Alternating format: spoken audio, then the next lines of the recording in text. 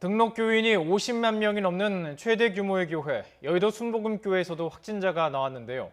방역당국이 집계한 확진자만 4명이고 가족 등 접촉자를 중심으로 추가 감염 사례가 나오고 있습니다. 서울 노원구의 교회에서도 집단 감염 사례가 나와서 방역당국이 역학조사를 벌이고 있습니다. 김다현 기자.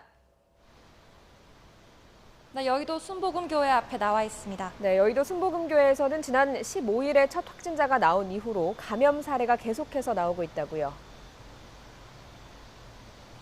네, 그렇습니다. 방역당국은 브리핑을 통해서 오늘 정오 기준으로 관련 확진자가 4명으로 집계됐다고 밝혔습니다.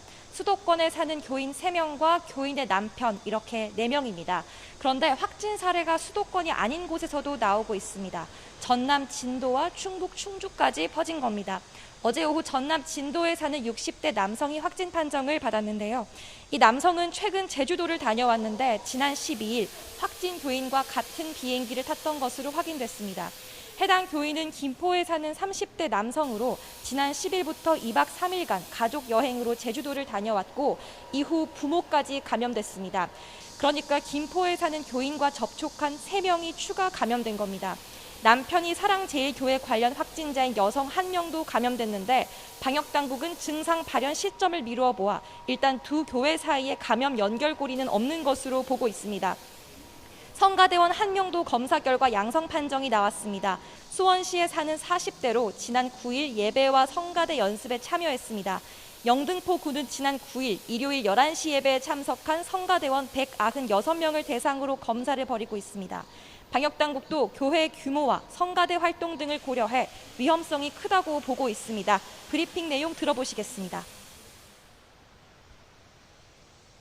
등록된 신도수라든지 한 번에 예배 보는 규모라든지 이런 것 때문에 상당히 위험도가 높은 것은 사실이고 확진자가 추가로 나올 가능성을 배제할 수는 없기 때문에